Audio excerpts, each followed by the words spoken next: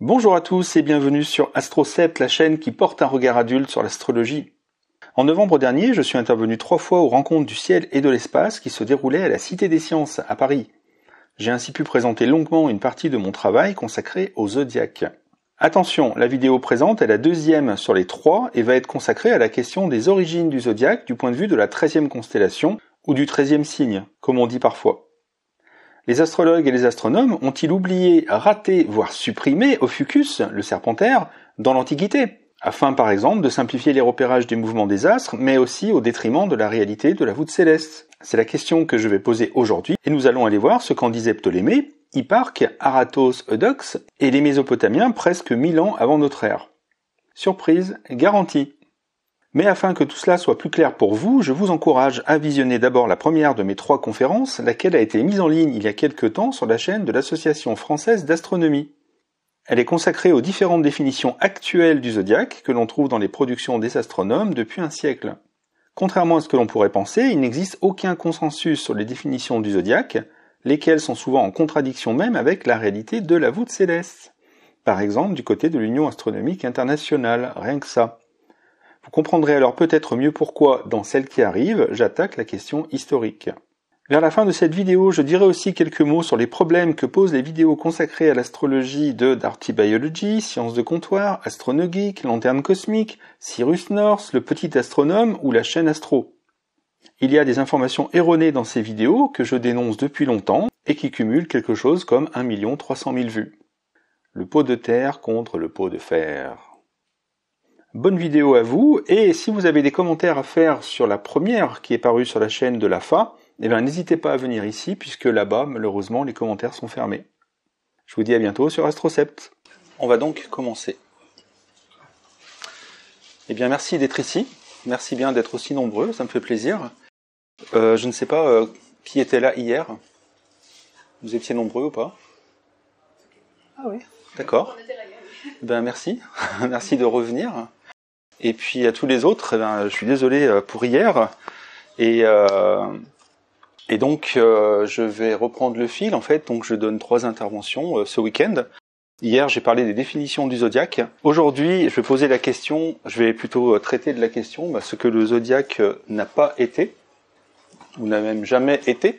Puisque quand on parle du zodiaque, quand on discute du zodiaque, quand on débat avec les astrologues sur le zodiaque, on est obligé de faire des hypothèses, notamment sur les origines du zodiaque. Et quand on a étudié un peu l'histoire des sciences, on voit des choses qui nous font un peu hérisser les poils. Donc je vais vous parler de ça aujourd'hui. Le fil conducteur, c'est la question de la 13e constellation, qu'on reproche souvent aux astrologues d'avoir oublié. Et demain, donc, je tirerai les conséquences de mon intervention d'hier. C'est-à-dire que hier, je pense bien montrer à quel point c'était le fouillis quand on essaye de définir le zodiaque, et je n'ai pris que des propos d'astronomes. J'ai laissé de côté les sceptiques et les astrologues. Donc rien que chez les astronomes, c'est vraiment le fouillis dans les définitions, jusqu'au niveau de l'Union astronomique internationale. Et donc, étant donné qu'on tire des schémas à partir de ces définitions, les schémas en fait présentent aussi un tas de problèmes. Et donc demain, je parlerai uniquement des schémas, et je sais qu'aujourd'hui, j'ai vraiment du mal à tomber sur un schéma qui représente le zodiaque dans les médias, sur internet ou ailleurs, parce qu'il y en a qui sont justes, je suis pas le premier à en produire, mais la grande majorité, ce n'est pas le cas. Donc, rapidement pour résumer ce dont j'ai parlé hier, tout d'abord Ophiuchus, pourquoi Ophiuchus? Vous avez entendu parler peut-être de la constellation du Serpentaire, et donc d'Ophiuchus. Et donc, il faut bien savoir que l'Union astronomique internationale, qui regroupe un peu tous les astronomes du monde entier, est très récent. Il a un peu plus d'1 siècle d'existence. Et l'une des raisons de la création de cet organisme, ça a été l'uniformisation du ciel, entre guillemets. C'est-à-dire qu'on commençait à avoir tellement de corps observés, et il y a tellement d'astronomes dans le monde, de langues différentes, etc. Donc il y a eu tout un travail. Et on a vraiment délimité officiellement les constellations en 1930. On va dire la date plus ou moins officielle, c'est celle-là. Et donc ici, j'ai représenté les 13 constellations qui sont traversées par la ligne écliptique, c'est-à-dire la ligne que suit le Soleil chaque année. Et donc, Serpentaire, c'est le nom de la constellation en français. Et pour garder un seul nom au niveau international, on a décidé de garder les noms latins. Donc toutes les constellations en latin, c'est la dénomination officielle en fait internationale. Donc Ophiuchus ou Serpentaire, c'est la même chose. Et donc ce qu'on a dit hier, donc je ne vais pas revenir dessus, ça serait vraiment trop long. J'ai donné un ensemble de définitions que j'ai croisées dans les textes des astronomes ou des sites d'astronomie, des vulgarisateurs, alors quelques vulgarisateurs d'astronomie quand ils ne font que ça ou quasiment, parce qu'il y a d'autres vulgarisateurs qui s'attaquent à ces questions sans lettres, et bon, j'ai pas voulu les prendre. Et vous voyez qu'on peut définir le zodiaque comme l'ensemble de 12 constellations, de 12 signes, de 13 constellations, de 14, il y en a aussi, de 25. Sinon, on ne donne pas le nombre. Quand on voit que c'est compliqué, on peut dire que le zodiaque, c'est juste une bande géométrique. Comme ça, on ne s'occupe pas des constellations. Et puis, on peut aussi le définir comme un cercle, voire comme un calendrier. Donc, ça fait vraiment énormément de choses différentes. Et donc, réellement, quand on compare tout ça, ce n'est pas compatible. Toutes ne peuvent pas être justes et la plupart sont même contrefactuelles en fait. Quand on parle des planètes mineures, c'est-à-dire notamment les Cérès, Juno, Pallas, les gros corps de la ceinture d'astéroïdes entre Mars et Jupiter, qui ont été découverts au début du 19e siècle, ou alors quand on parle de Pluton, Eris et tous les gros corps qu'on a découverts au-delà de Pluton, on a des corps qui sont sur des orbites très inclinées et qui passent leur temps en fait en dehors du zodiaque. Alors du zodiaque des signes en particulier, mais d'un zodiaque à 12 constellations, 13, 14, 25, c'est pareil. Donc si vraiment aujourd'hui on veut définir le zodiaque comme un outil astronomique, comme ça a été le cas auparavant, c'est-à-dire qui est censé permettre de repérer les positions des astres du système solaire, quand on les observe depuis la Terre, ça ne marche plus. Aujourd'hui, vraiment, c'est quelque chose qui est devenu désuet. Et donc là, moi, la question que j'ai oublié de poser hier, mais que je veux poser, c'est finalement le zodiaque, est-ce que c'est vraiment un concept astronomique ? Parce que ça correspond tellement pas à ce qu'on observe simplement dans le ciel. Est-ce que c'est pas simplement un concept pédagogique ? C'est-à-dire que ça permet d'introduire un petit peu à l'astronomie rapidement dans les très très grandes lignes, mais quand on rentre dans le détail, de toute façon, ça ne marche pas. Donc pour aller très très vite, c'est ce dont j'ai parlé hier, ça a été capté, donc pour ceux qui n'étaient pas là, ça sera mis en ligne, on m'a dit d'ici 1 mois. Donc on va continuer maintenant. De toute façon, j'en parle là. Le travail dont je parle ce week-end, je l'ai commencé début 2023. Et il faut savoir que moi, je suis un ex-astrologue. Donc, je m'intéresse à la critique de l'astrologie depuis 25 ans. Je suis sorti de l'astrologie aux alentours de 2010-2011 en essayant de me confronter aux connaissances contemporaines. C'est-à-dire que l'astrologie, c'est pas juste les horoscopes de presse. Quand on y croit, quand on rentre dedans, c'est une croyance qui peut remplir une vie. Et donc, moi, je voulais l'approuver au monde entier. Et donc, en me confrontant vraiment à des questions qu'on ne pose pas dans le milieu astrologique, petit à petit, je vais très très vite, j'en suis sorti. Si mon parcours particulier vous intéresse, on a édité un livre avec une dame qui s'appelle Elisabeth Fetty, qui tient un podcast qui s'appelle Méta de choc. Et donc, le livre est en haut dans la librairie, si ça vous intéresse. Et donc, comment dire, depuis les années 2010, j'ai apporté mes compétences techniques à la critique. Donc je suis complètement sceptique, et moi ce qui m'intéresse, c'est de déconstruire la croyance, et moi je sais à quel point elle est technique, c'est-à-dire que l'astrologie, c'est vraiment quelque chose où on met les mains dans le cambouis, et on fait plein de petits calculs tous les jours et tout ça, et il y a un système qui nous contraint, et donc j'en parle pas du tout aujourd'hui, mais c'est pour dire que moi, j'ai des centaines de critiques contre l'astrologie pour montrer que vraiment ça ne tient pas. Il y a plein de raisons pour ça. Mais il y a 2 critiques qui m'ont toujours gêné quand j'y croyais, et puis même maintenant. C'est la critique de la 13e constellation et la critique de la précession des équinoxes, qui sont plutôt 2 chevaux de bataille de la critique contre les astrologues. Donc j'ai pas le temps de parler de la précession aujourd'hui, malheureusement. Je voulais le faire, et puis bon, ça sera trop long. Donc je continue sur la 13e constellation. Et quand on regarde un petit peu les productions donc d'astronomes, quand ils reprochent aux astrologues de ne pas avoir pris cette 13e constellation, ou de l'avoir cachée, de l'avoir oubliée, on ne sait pas trop, et en fait ça mène à plein d'arguments différents. Donc la question réellement c'est, puisque le Soleil traverse 13 constellations, pourquoi est-ce qu'il n'y a pas 13 constellations dans le zodiaque des astrologues ? Et en fait, elle n'est pas actuellement dans le zodiaque, mais donc depuis quand est-ce qu'elle n'y est pas ? Est-ce qu'elle y était au départ ? Et puis, est-ce qu'elle a été enlevée ou pas ? Et donc, est-ce qu'elle a été oubliée dès le départ, dès la création ? Sinon, à quel moment, par qui, pourquoi ? Est-ce qu'elle a été découverte plus tard? C'est aussi des arguments qu'on trouve. Moi, je pose la question, mais il y a des astronomes qui le font pas sous forme de question. Est-ce qu'elle a été retirée donc du zodiaque dans le sens expulsée parce qu'elle était gênante? Parce que 12, c'est quand même plus pratique que 13. Est-ce qu'il y a un complot des astrologues un petit peu qui un jour se sont dit non mais ça suffit, hop. Et puis au bout de quelques dizaines d'années, on n'en parle plus. Enfin, c'est vraiment c'est des arguments qu'on trouve dans des textes écrits par des astronomes. Et donc j'ai réuni une bibliographie de 250 productions, donc beaucoup d'articles, des livres. Et puis comme on a beaucoup de documents médias maintenant, en fait les astronomes, comme l'astrologie est un sujet réglé, quand même, du point de vue de la science, c'est terminé. Il n'y a pas vraiment d'articles académiques dans les revues scientifiques par des astronomes. Donc les astronomes vont beaucoup s'exprimer sur les plateaux télé, dans des émissions, sur leur blog, ou alors dans des vidéos YouTube. Donc j'ai plein de sources comme ça, qui sont donc assez actuelles en plus. Donc on voit vraiment les choses qui restent dans ces débats actuellement. Mais comme j'ai une formation en histoire et philosophie des sciences et que je m'intéresse énormément à l'origine de l'astronomie, puisque quand j'étais astrologue et que j'ai vu à quel point mes collègues racontaient n'importe quoi, je me suis dit mais que disaient les astrologues au départ? Et c'est comme ça que je suis vraiment allé m'intéresser à ça, donc j'ai passé des années là-dessus. Et quand on s'intéresse vraiment aux origines du zodiaque, il faut remonter en Mésopotamie. C'est-à-dire que la Grèce, ça ne suffit pas, ça commence bien avant. Et l'astronomie mésopotamienne, c'est plus de 1000 ans avant l'astronomie grecque que ça commence. Donc il y a énormément de choses. Et ça, ce sujet-là, c'est un sujet qui est très peu développé dans les histoires de l'astronomie, dans les livres qu'on peut trouver un petit peu de partout. Et j'ai envie de vous dire, même chez les historiens des sciences, c'est un sujet qui est très mal connu. Et je l'ai testé moi-même parce que j'ai voulu me faire relire par des historiens, je n'en ai pas trouvé en langue française. C'était déjà en 2016 et puis l'année dernière c'était à peu près pareil.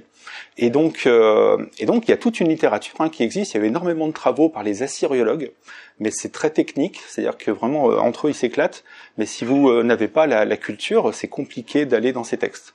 Alors moi je commence à l'avoir un petit peu, mais je suis pas du tout un professionnel. Et en fait on connaît déjà énormément de choses qui vont nous permettre de répondre à pas mal d'arguments et de questions que posent les astronomes. C'est pour ça que j'en parle. Dans mon travail, pareil, je ne vais pas en parler aujourd'hui, j'ai essayé de me demander depuis quand est-ce qu'on utilise cette critique de la 13e constellation. Est-ce qu'on pourrait s'attendre à ce que depuis le début des controverses, elle existe? Et en fait, non, déjà c'est pas le cas. Et la deuxième chose, c'est que si il y a peut-être quelqu'un qui peut la formuler une fois, à un moment ou à un autre, en tout cas, elle n'est pas du tout courante. Et vraiment, elle commence à être courante à partir de 1995. C'est très très récent. Et donc c'est le début de l'article, d'un article qui paraît en Angleterre, dans le Daily Telegraph, en 1995, en janvier 95, et qui balance comme ça, il y a un 13e signe du zodiaque, les astrologues ont oublié un signe, et en fait c'est un journaliste qui cite une astronome, qui en fait n'a jamais dit ça, donc elle va contester le lendemain ou le surlendemain, mais trop tard, l'information va être partagée dans toute l'Angleterre, puis dans le monde entier. Et moi, j'ai réussi à retrouver les protagonistes de cette histoire, donc le journaliste, l'astronome, et en fait, ça vient tout de la BBC, puisqu'il y avait un programme d'astronomie qui sortait, et je disais comment les médias pourraient en parler, parce que l'astronomie, c'est assez classique, voire même c'est un petit peu froid. Et en fait, donc, ils ont un service de presse qui a contacté toutes les rédactions des journaux, et puis pendant 30 secondes, on parle d'astrologie. Et donc, ils ont axé leur communiqué de presse là-dessus. Donc un gros fake entre guillemets, et donc c'est ce journal qui a réagi et qui est rentré là-dedans et qui a lancé un petit peu l'histoire. Et donc c'est vraiment passionnant à étudier. Et réellement quand on cherche, donc j'ai dans ma biblio j'ai beaucoup de critiques de l'astrologie du XXe siècle, et il y a 2-3 astronomes qui en parlent à un moment, qui disent oui d'ailleurs il y a 13 constellations qui sont traversées par l'écliptique, mais c'est vraiment pas une critique qui est redondante. Par contre, après 95, ça s'accélère. Et après, les historiens connaissent bien un peu ce problème. C'est quand quelqu'un affirme quelque chose, si on vérifie pas, on va le répéter, et puis le répéter. Et puis en fait, finalement, l'information est considérée comme vraie, alors qu'elle pouvait être fausse dès le départ. D'autant plus quand les gens s'estiment entre eux. Il y a tel astronome qui l'a dit, bon, ça doit être vrai. Eh là, c'était pas le cas, d'autant plus qu'elle l'avait même pas dit au départ, donc c'est terrible. Bon, il faut pas que je m'attarde là-dessus parce que là le temps est un petit peu plus court qu'hier. Juste pour le plaisir, même si je vais spoiler un peu, mais je vous ai dit que je n'aimais pas cette critique, il y a quelques petits problèmes dont on parle pas souvent dans la critique de l'astrologie. Par exemple, le fait que Ophiuchus et le Scorpion, même si moi je vous ai montré la ligne là, etc., en fait, ce sont des constellations qui se chevauchent depuis l'Antiquité. Donc, au contraire des autres constellations du zodiaque, on va dire, qui sont vraiment les unes à côté des autres, là je vous ai mis plein de représentations qu'on trouve dans les premiers catalogues célestes depuis le XVIe siècle. Et donc, si vous cherchez Ophiuchus, en fait, vous regardez sur le corps du Scorpion, et il y a toujours un pied qui vient se poser sur le dos du Scorpion. Et donc, c'est le pied d'Ophiuchus, et après, vous n'avez plus qu'à remonter pour le retrouver. Donc, pourquoi ces constellations se chevauchent-elles ? Elles devraient se suivre normalement. Bon, pour l'instant, pas de réponse, mais je pose ça là. Et donc, quand je repose la question se suivent-elles, si on regarde d'un peu plus loin, entre guillemets, j'ai remis la bande zodiacale ici. Et puis donc, là vous la verrez mieux là-haut. Et en fait, Ophiuchus est ici. Et j'ai pas pris de laser.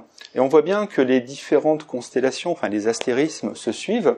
Et puis alors là, il y a un petit groupe. Vous voyez, il y a la Balance, le Scorpion, qui en fait vient là, le Sagittaire, et Ophiuchus est ici. Ophiuchus est littéralement au-dessus du Scorpion. C'est louche. J'en dis pas plus. Et le problème, c'est qu'Ophiuchus vraiment dépasse énormément du zodiaque. Donc il y a d'autres constellations qui dépassent du zodiaque. Allez, de mémoire, celles qui vont le plus loin, ça doit être le Sagittaire, le Scorpion, qui s'éloigne à 20 degrés de l'écliptique, quelque chose comme ça, pour certaines de leurs étoiles. L'étoile principale d'Ophiuchus est à 35 degrés.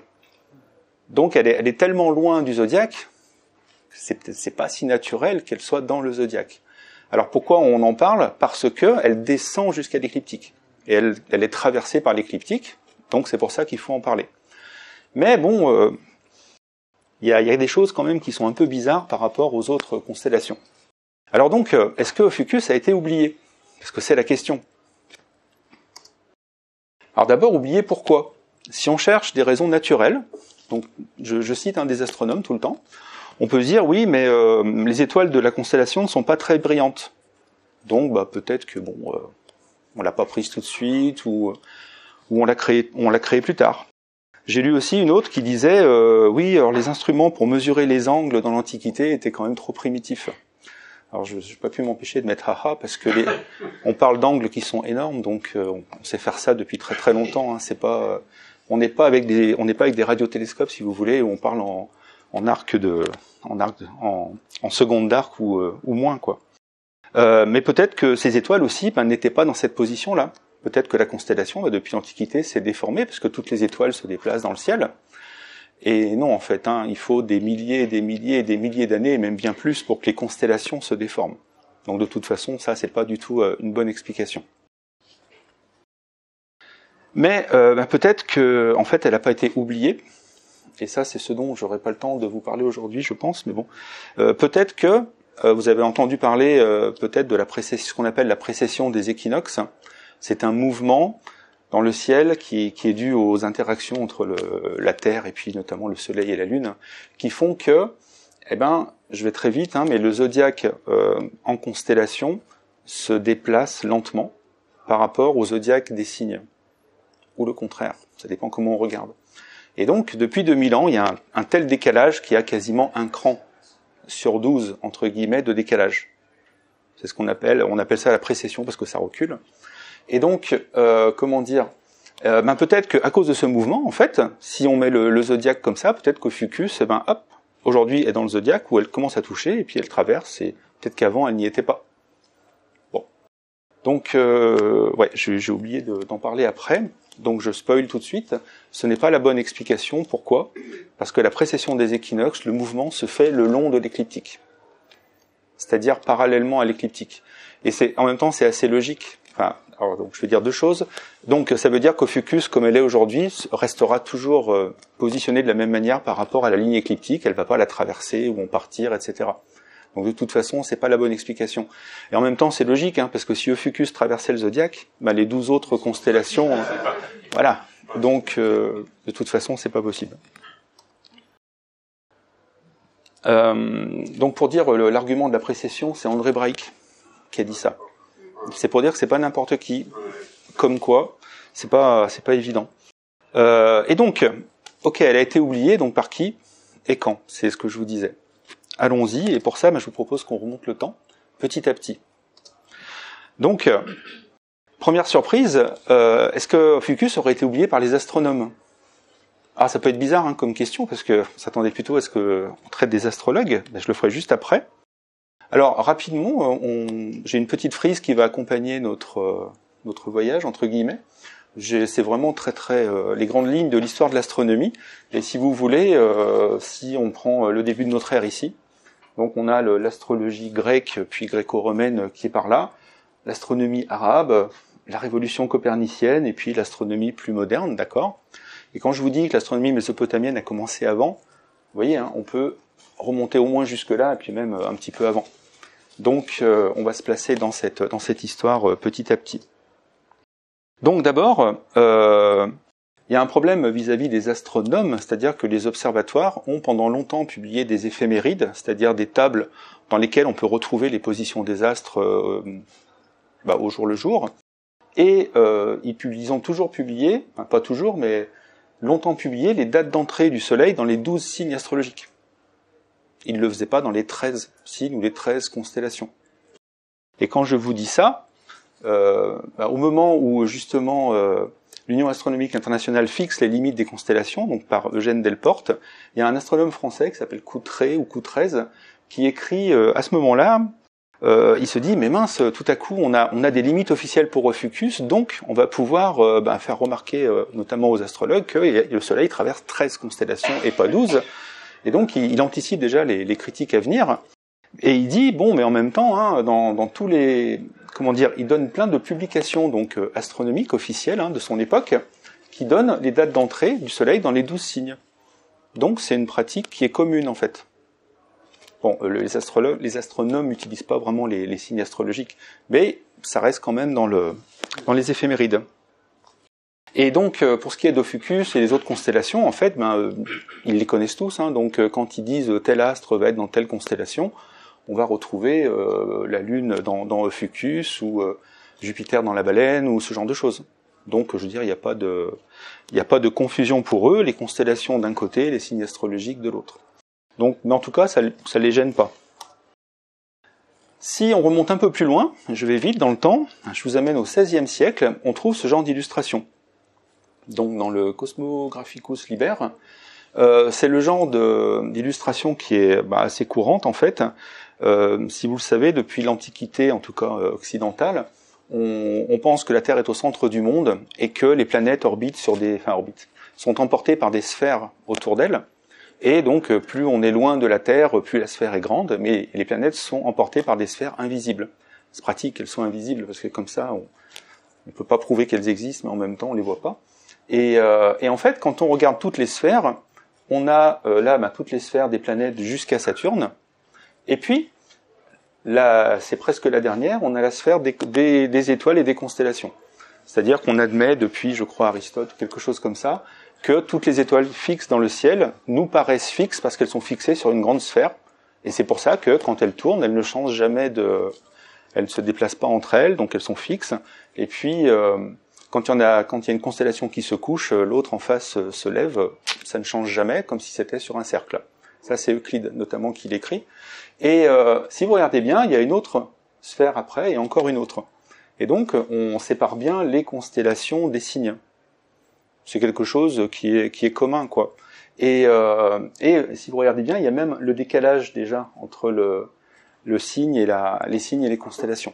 Si je me trompe pas, le point vernal doit être là, quelque chose comme ça. Donc, je veux dire, le fait qu'il y ait des constellations et des signes, mais séparément, c'est quelque chose qui est très commun en fait dans l'histoire de l'astronomie. Et il n'y a pas de question d'Ophiuchus, on a bien les 12 cases et noms habituels. Donc, c'est peut-être pas si simple cette histoire. Alors, est-ce que les astrologues contemporains, parce que c'est les premiers qu'on accuse, ont oublié Ophiuchus? Donc là, on vient de voir que si c'est eux qui l'ont fait, c'est pas maintenant. L'oubli remonte plus loin dans le temps. Donc, que répondent les astrologues? Souvent, ils vous disent, mais en fait, nous, non, on l'oublie pas, on sait qu'Ophiuchus existe, on sait que les constellations existent, mais nous, on n'utilise pas les constellations. On utilise les signes astrologiques. C'est vraiment le discours des astrologues. Et tant qu'on ne distingue pas entre signes et constellations, quelque part, on ne comprend pas l'argument. Mais réellement, ce sont deux systèmes de repérage différents qui sont un peu l'un sur l'autre, et c'est pour ça qu'ils se décalent.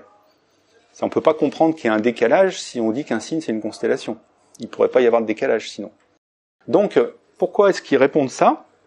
Parce que ce décalage s'opère depuis toujours, mais il y a un grand nom de l'histoire de l'astronomie qui joue un rôle, qui s'appelle Ptolémée, et donc qui, au IIe siècle de notre ère, a fixé en fait le zodiaque des signes.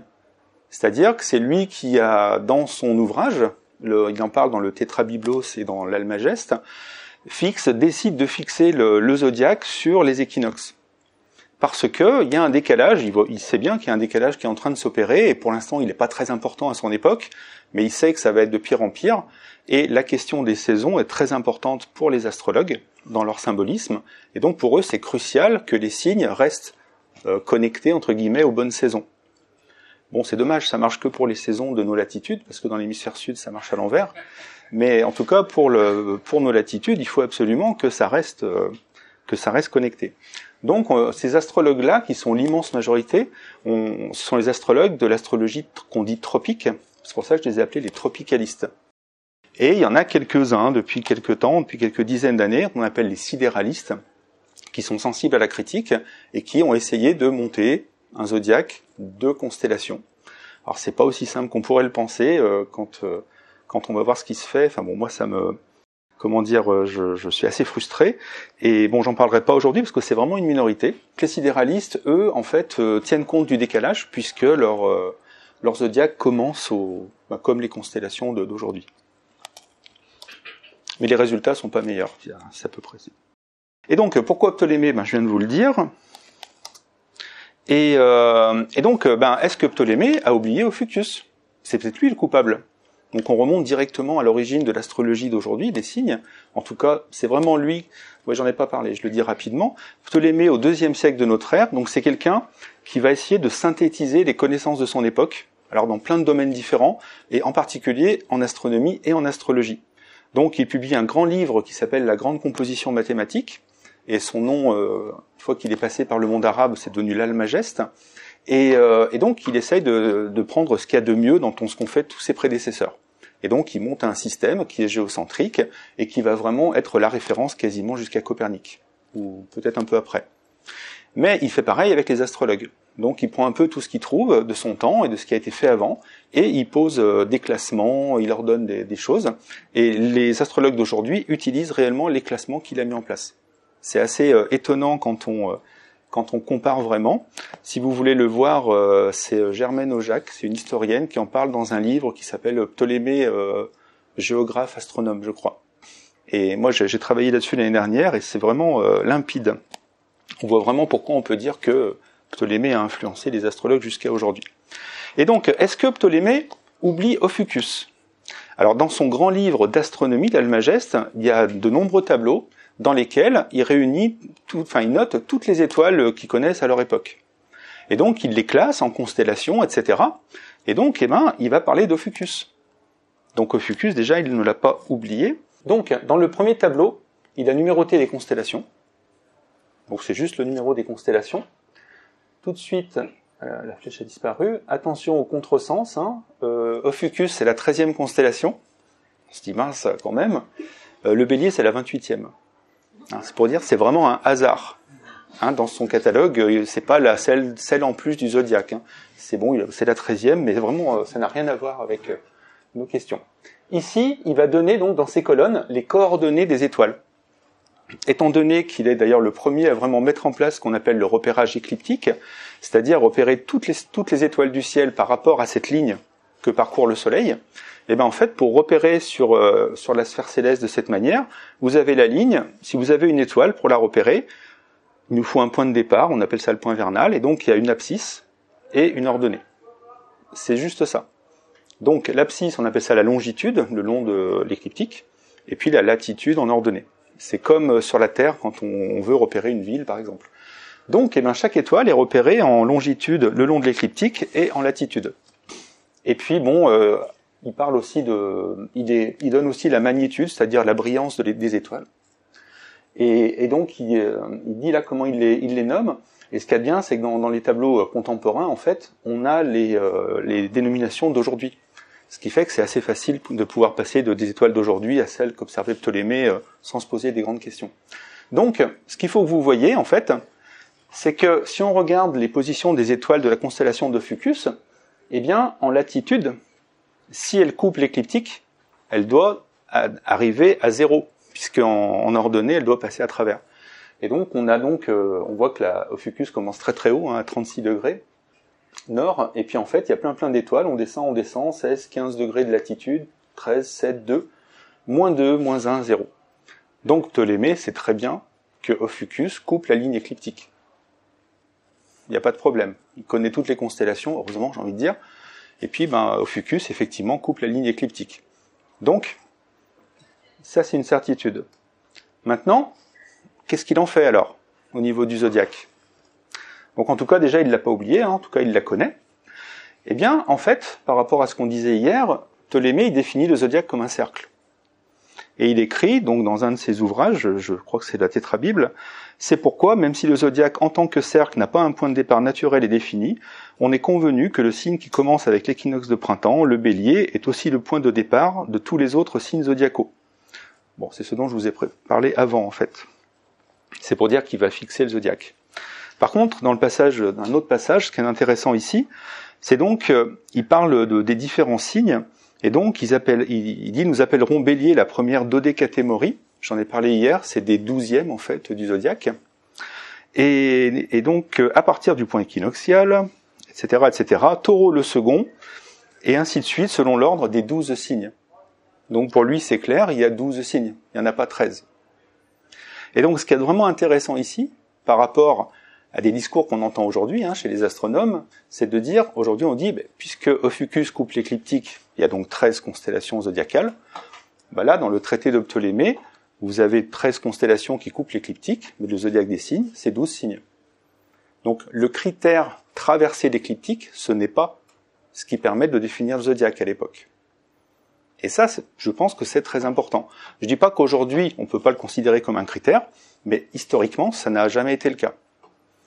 Et si on le définit aujourd'hui comme l'ensemble des constellations qui traversent l'écliptique, eh bien, pourquoi pas, mais dans ces cas-là, il ne faut pas parler d'oubli ou ce genre de choses. C'est une nouvelle définition, en fait. Donc, chez Ptolémée, voilà, on a les 12 signes, on a Ophiuchus, et Ophiuchus ne fait pas partie du zodiaque de toute façon. Mais peut-être que Ptolémée, qui est au IIe siècle de notre ère, lui, c'est qu'un intermédiaire. Il y avait d'autres astronomes avant lui, donc peut-être que Ophiuchus a été oublié avant. Donc on va remonter le temps un petit peu plus dans l'astronomie grecque. Et donc avant lui, on va aller voir du côté de chez Hipparque. Et Hipparque, c'est 2 siècles avant notre ère à peu près.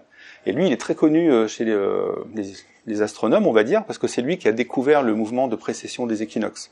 Le fait que les étoiles se décalent très très lentement dans le ciel au fil des siècles. Et donc, qu'en dit-il ? Donc là, je vais vous citer un passage d'un texte. On a très peu de textes de Hipparque, et moi, quand on connaît celui-là, on regrette vraiment parce que c'était quelqu'un de très très technique. Et il a commenté un ouvrage qui était vraiment ultra célèbre dans l'Antiquité, qui s'appelle Les Phénomènes. Et les Phénomènes, donc publiés par un poète qui s'appelait Aratos de Solès, au IIIe siècle avant notre ère. Et donc, il critique en fait le poème parce qu'il y a des erreurs dedans. Et notamment, il y a un chapitre qui s'appelle « Différence entre constellation et dodécatémorie ». Donc, pour lui, la question des dodécatémories, le terme que j'ai déjà employé tout à l'heure, et j'ai dit hier qu'il était important, c'est vraiment quelque chose qui permet de définir le zodiaque. Chez les astronomes, le zodiaque, c'est un cercle qui est coupé en 12 segments, en Mésopotamie. En Grèce, ça sera 12 arcs de cercle. Et donc, on n'a pas vraiment un zodiaque de constellation. qu'écrit Hipparque, il écrit à un moment, mais lorsqu'Ophiuchus se lève, oui, alors pourquoi il critique en fait le texte? Parce que Aratos explique que selon le moment auquel les constellations se lèvent, ben on peut savoir quelle est l'heure de la nuit. Et là, Hipparque, il n'est pas du tout d'accord, parce qu'il dit, mais non, parce que les constellations ont des tailles très variables, alors que les signes, enfin les dodécatémories, eux, sont réguliers. Donc c'est pas le lever des constellations qu'il faut suivre, c'est le lever des dodécatémories. Et donc, par rapport à Ophiuchus, il écrit, lorsqu'Ophiuchus se lève avec lui l'arc du zodiaque, donc c'est le zodiaque comme cercle, qui va du 29e degré des pinces. Les pinces, c'est l'équivalent de la balance pour nous aujourd'hui, au 23e degré du scorpion. Donc vous voyez, là c'est vraiment clair techniquement, c'est-à-dire que pour lui, ben ok, la constellation d'Ophiuchus existe, mais par contre, elle se repère dans le zodiaque, qui ne contient pas Ophiuchus. Donc vraiment, même chez Hipparque, il y a pas de problème. Donc lui aussi, hein, il sait qu'elle traverse l'écliptique, mais c'est pas un critère pour faire partie du zodiaque. Si on remonte encore un petit peu, voilà. Donc Hipparque critiquait Aratos au IIIe siècle, et Aratos en fait avait mis sous forme de poème un texte d'un astronome qui s'appelle Eudoxe de Cnide, qui avait écrit un peu plus tôt, je crois que c'est au IVe siècle avant notre ère. Donc ce texte, c'est les phénomènes, et dans ce poème, il définit bien un zodiaque à les 12 constellations. Donc en tout cas, il n'y a pas Ophiuchus. Et donc c'est ça qui a peut-être mis en boule un petit peu Hipparque. Et juste pour le plaisir, en fait, ce zodiaque-là, il commence au signe du Cancer. Enfin, il commence au Cancer. Il commence pas au Bélier. Et quand on remonte plus loin dans le temps, en Mésopotamie, il y a des moments où le zodiaque commence au Bélier. Des fois, c'est au Cancer, des fois, c'est ailleurs. Mais bon, je rentre pas dans ces détails-là. Il y aurait plein de choses aussi à dire. Que dit Aratos sur Ophiuchus? Alors ça, c'est intéressant aussi. Parce qu'il dit, donc, Ophiuchus, celui-ci est debout sur le grand scorpion. Il le foule sous ses pieds, qu'il appuie sur son œil et sa poitrine, en tenant dans ses mains le serpent. Donc là, j'ai oublié une virgule. Et donc, les serres, c'est-à-dire les pinces du scorpion, amènent aussi le serpentaire, Ophiuchus, mais seulement sa jambe droite jusqu'au genou de l'homme toujours agenouillé et toujours penché vers la lyre. Sa jambe paraît seule avec les deux serres. C'est pour dire que la description vraiment que donne Aratos, donc 3 siècles avant notre ère, c'est vraiment la même qu'on avait dans les catalogues célestes que je vous ai donnés tout à l'heure. Si on regarde vraiment dans le détail, c'est très très proche, ça n'a quasiment pas bougé, quoi. Donc, pareil, chez Aratos, Ophiuchus ne fait pas partie du zodiaque, en tout cas. Si on remonte encore plus loin, cette fois-ci, on va arriver à la Mésopotamie. Et puis c'est là que tout commence, en fait. Donc c'est pas très étonnant, quelque part. Et donc, il faut savoir que la plus ancienne mention d'Ophiuchus, on la trouve justement chez Aratos. Donc il reprend Eudoxe, donc c'est 4e siècle avant notre ère. En Mésopotamie, on va remonter bien avant. La question, c'est est-ce qu'on trouve Ophiuchus en Mésopotamie? Et donc pour aller très vite, parce qu'on n'a pas trop le temps, moi je vais vous donner un texte directement qu'on appelle, alors moi je le prononce Moule Apide, je ne sais pas comment ça se prononce vraiment.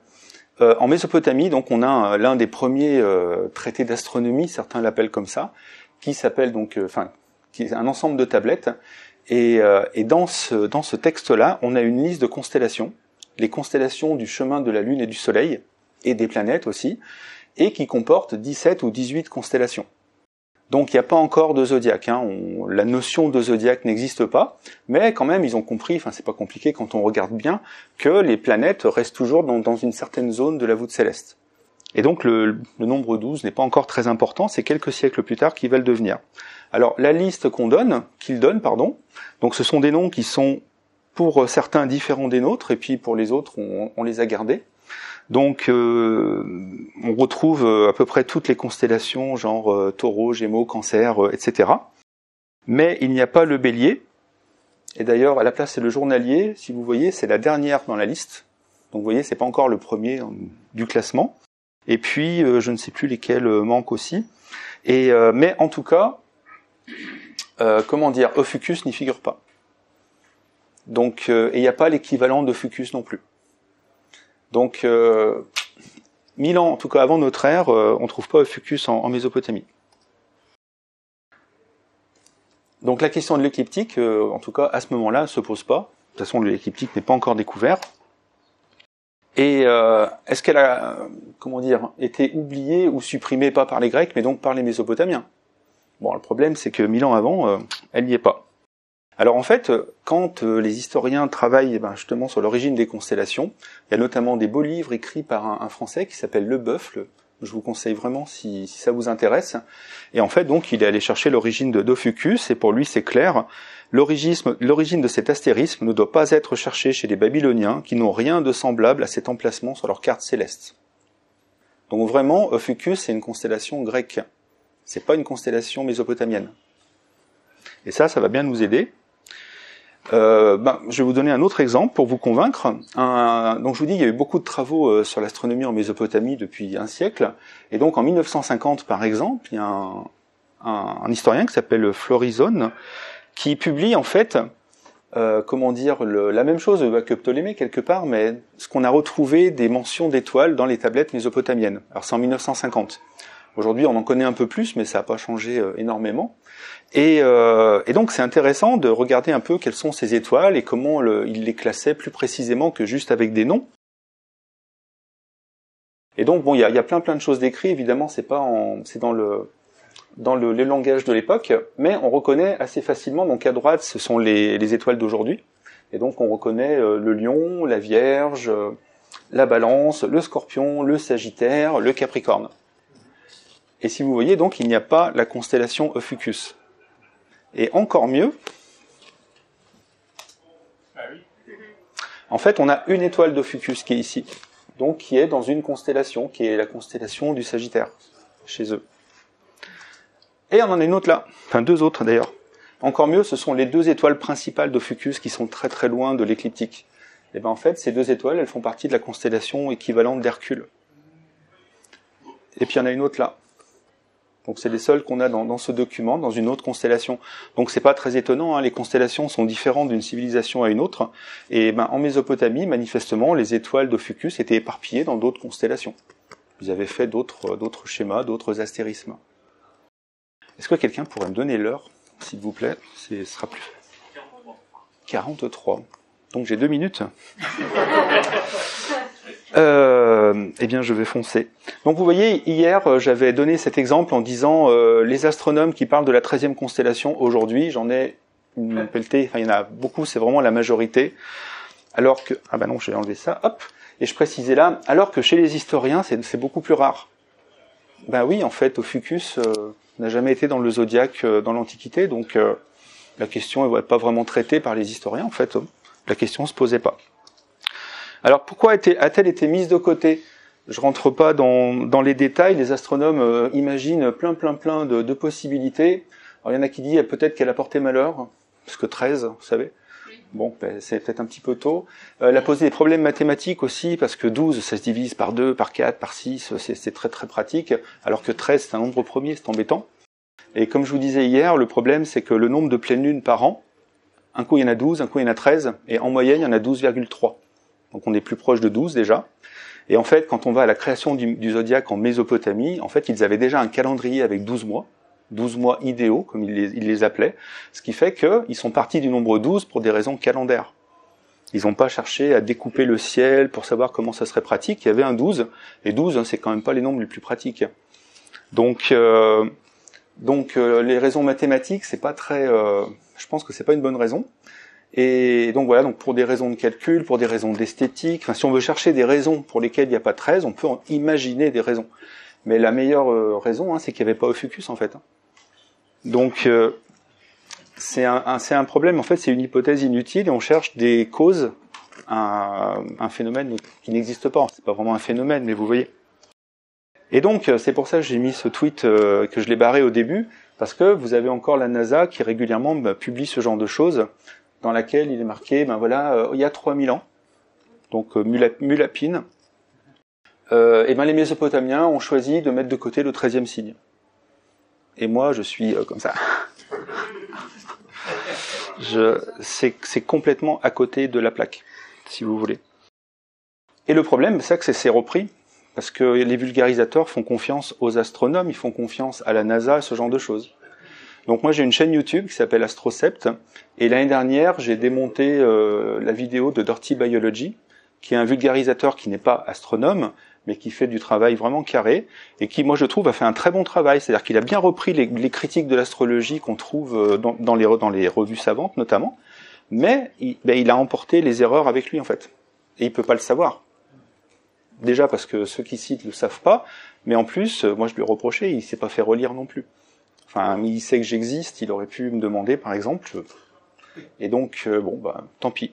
Donc j'ai vraiment démonté sa vidéo, il en a absolument pas tenu compte. Il a pas signalé à son public ce genre de choses. Donc moi j'ai dû faire 5000 vues, c'est un record pour moi sur ma première vidéo parce que je l'ai fait en 4 vidéos, et lui il en a peut-être fait 300 000 ou 500 000. Donc vous voyez, en termes de diffusion de l'information, la masse des médias qui diffusent ce genre de choses est tellement supérieure à d'autres que en fait c'est pas forcément les meilleures informations qui circulent, hein, c'est pas une révélation. Et donc il y a d'autres youtubeurs aussi qui commettent ce genre d'erreurs. Et donc voilà, il va falloir qu'on arrête, je ne parlerai pas de ça. Juste pour terminer, est-ce que c'est vous qui intervenez après? Donc je me dépêche, après j'ai fini, merci. Un truc dont je vous parlerai pas du tout, mais ça apparaît aussi donc chez les astronomes, mais aussi chez les historiens. Il y a un problème avec la balance. Vous voyez, tout à l'heure je vous ai dit, ah oui, les pinces, c'est l'équivalent de la balance. Effectivement, en Grèce, il n'y a pas le nom de la balance, ce sont plutôt les pinces du scorpion. C'est-à-dire que si vous prenez la balance là, on l'a placée à la place des pinces du scorpion, parce qu'en Mésopotamie, il existait une très très grande constellation donc du scorpion. Et donc, ça a été partagé, etc. Et le problème, c'est que Rome, on retrouve la balance à partir de Rome, dans l'histoire, et la question c'est, est-ce que la balance est apparue à Rome? Alors c'est des fois présenté comme ça, hein, même par les historiens, alors que moi je vous ai montré que 1000 ans avant notre ère, la balance est déjà présente en Mésopotamie. Donc ça pose des questions historiques qui sont passionnantes, c'est-à-dire où est passée la balance? Est-ce qu'il y a eu plusieurs vagues de diffusion des connaissances mésopotamiennes vers la Grèce, donc sur un millénaire, ce qui fait qu'il y a des moments où il y a des choses qui sont passées, pas d'autres, etc. Mais ça c'est vraiment d'autres questions et je peux pas les traiter ici. Donc pour finir, le zodiaque n'a jamais été un ensemble de 12 ou 13 constellations, ça marche pas. Les planètes en traversent 25 de toute façon. On n'a surtout pas retiré une 13e constellation au zodiaque de départ. La question s'est pas du tout posée comme ça. Si vous voulez en savoir plus, j'ai publié un ouvrage en 2016 et toute ma première partie justement est dédiée à cette question-là. Comment en Mésopotamie on a inventé le zodiaque? Donc pareil, si ça vous intéresse, il y a une librairie là-haut. Et vraiment, moi, je me base sur les travaux des historiens de la Mésopotamie, quoi. Le zodiaque a d'abord été un cercle, même si c'est difficile à imaginer, parce que les astres ne suivent pas une ligne. Mais il y a des raisons mathématiques pour ça, de simplification, effectivement. Et donc, vous voyez, maintenant, on peut répondre aux petits problèmes que j'avais soulevés dès le début. Et je disais, mais pourquoi les constellations se chevauchent? Elles viennent juste de deux cieux différents, en fait, ou deux ciels différents. Donc, il n'y a rien d'étonnant à ce qu'elles se chevauchent. Il y a d'autres chevauchements sur la voûte céleste. Ophiuchus et le Scorpion ne se suivent pas. Oui, il n'y a pas de raison qu'elles se suivent. Si Ophiuchus était là avant que le zodiaque arrive, par exemple, c'est pas étonnant. Et puis, qu'Ophiuchus soit si loin de la ligne écliptique, pareil, c'est pas étonnant finalement, puisque le zodiaque s'est créé sans Ophiuchus. Et donc, quand on traite de cette question, il y a de nombreuses questions et inférences imaginaires. Et moi, j'ai l'impression quand même que c'est vraiment un problème de compétence, c'est-à-dire que quand les astronomes qui connaissent très très bien le ciel rentrent dans le champ des historiens, c'est un autre champ de compétences. Et c'est compliqué. Et moi, c'est comme ça que j'explique certaines erreurs, notamment élémentaires, dont j'ai un peu parlé hier. Et donc, c'est pareil dans l'autre sens, quoi. Il faut faire attention. Et voilà, je pense que moi je suis en contact avec un éditeur en ce moment, je ne sais pas si ça va se faire. Je pense qu'il y a vraiment matière à travailler là-dessus, il y a beaucoup de choses. Et donc j'espère que tout ça vous a intéressé. Et pour terminer, je vous dis juste que demain, ce que j'ai dit au début, je tire les conséquences de la conférence d'hier. C'est-à-dire vu toutes les bêtises qui sont dites ou des approximations sur le zodiaque en termes de définition, que valent à votre avis les schémas qui en sont tirés et qu'on trouve de partout? J'en parlerai demain et il y a encore plein de choses à... Voilà. Merci beaucoup.